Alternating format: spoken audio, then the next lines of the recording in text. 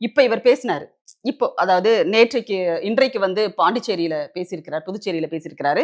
அதற்கு முதல் நாள் வந்து இங்க கடலூர்ல பேசியிருக்கிறாரு. அதற்கும் முன்னாடி பாரதியார் விழா ஒன்று எடுத்து பிறந்தநாள் விழா ஒன்று எடுத்து, அதில அவங்க வந்து பேசினாங்க. பாரதியாரை எப்ப வந்து இவங்களுடைய பெரும்பாட்டனாக அவர்கள் ஏற்றுக்கொண்டார்கள் அப்படின்னு நமக்கு தெரியல.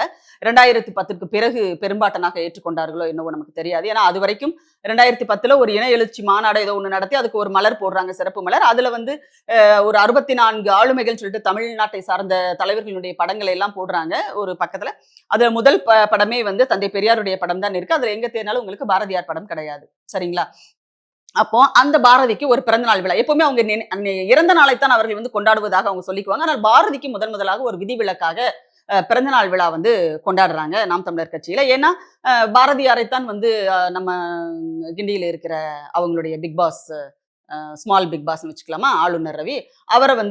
அவரைத்தான் வந்து தூக்கி பிடிக்கிறார். அங்க தான் அவர் சிலை திறந்திருக்காரு. அதனால அப்ப என்ன அந்த லைன்ல நம்ம போனா தானே நமக்கான பேமெண்ட் வந்து தடை இல்லாம வரும். அதனால அவர் வந்து பிறந்தநாள் விழாவ கொண்டாடுறாரு பாரதியாருக்கு. அதில் பேசுகிறார். பாரதியாரை பற்றி பேசணும்னு எடுத்தவரு பெரியாரை பற்றி பேசுகிறார். தரக்குறைவாக பேசுகிறார். அதற்காக தான் நாங்க என்ன பண்ணோம், ஜனவரி 5ஆம் தேதி சைதை தேரடியில் வந்து கண்டித்து ஒரு கூட்டம் வந்து நாங்க போட்டோம். நீங்க முதல்லயே தொடக்கத்திலேயே சொன்ன மாதிரி.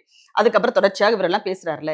இவர் பேசி இவ்வளவு எதிர்ப்புகள் வரும்போது, அவருக்கு யார் ஆதரவாக வந்து நிற்கிறார் அப்படிங்கிறத நீங்க பாருங்க.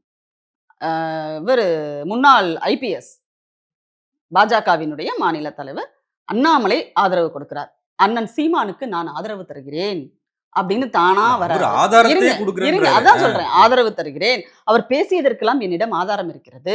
அத வந்து நான் குடுக்குறேன் அப்படின்னு அவர் வர்றாரு முன்னாடி. சரியா? இன்னைக்கு ஏதோ 6 மணிக்குள்ள ஆதாரம் குடுக்குறேன்னு சொன்னாரு. ஆனா குடுத்துட்டாரா என்னன்னு நமக்கு தெரியல. குடுத்துருக்க மாட்டாருன்னு நமக்கு தெரியும். ஏன்னா ஏற்கனவே பத்திரிக்கையாளர்கள் நீங்க தனியா ரூம்க்கு வாங்க நான் ஆதாரம் குடுக்குறேன்னு சொன்னாரு. ஆனா குடுத்தாரான்னா இதுவரைக்கும் எந்த பத்திரிக்கையாளர்களும் வெளியில அத சொல்லவே இல்ல. குடுத்துட்டாரு அப்படின்னா கண்டிப்பா வெளியிட்டிருப்பாங்க. அவர் குடுக்கவே இல்ல. சோ பொய்களுக்கான ஆதாரங்கள எங்க போய் அவங்க தேடுவாங்க பாவம். சரியா? அதுக்கப்புறம் இன்னொருத்தர் இருப்பாரு. அந்த பாஜக கட்சியில. பாவம் இப்ப இவரு லண்டன்ல இருந்து ரிட்டர்ன் ஆனதுக்கு அப்புறமா மனுஷன மறுபடியும் ஓரம் கட்டிட்டாங்கன்னு நெனைக்கிறேன். காரைக்குடிக்காரர் ஒருத்தரு. ஹெச் ராஜா. ஹெச் ராஜா. அ அவர் வந்து தம்பி சீமானுக்கு வந்து ஆதரவு. சரிங்களா? அப்போ யாரெல்லாம் இவரை ஆதரிக்கிறார்கள், அதுவும் முன்கூட்டியே வந்து இவருடைய பேராசான் கூட வந்து பாவம் புள்ளைக்கு ஆதரவு அதுக்குள்ள குடுத்துட்டாரா என்ன நமக்கு தெரியல. அவரு பின்னாடி வருவாருன்னு வச்சுக்கோங்களேன். அடுத்த லைன்ல வருவாரு. ஆனா முன்வரிசையில யாரு நிக்கிறாங்க, இவரை காக்கின்ற படைவரிசைகளாக யார் நிக்கிறாங்க, தளபதிகளாக அப்படின்னா, பாஜகவினுடைய தமிழ்நாட்டினுடைய பாஜக தலைவர் அண்ணாமலை நிற்கிறார். அதுக்கப்புறமா வந்து அவர் யாரு தேசிய பொறுப்புல ஏதோ ஒண்ணுல இருக்காருன்னு நெனைக்கிறேன். அந்த ஹெச் ராஜான்றவரு.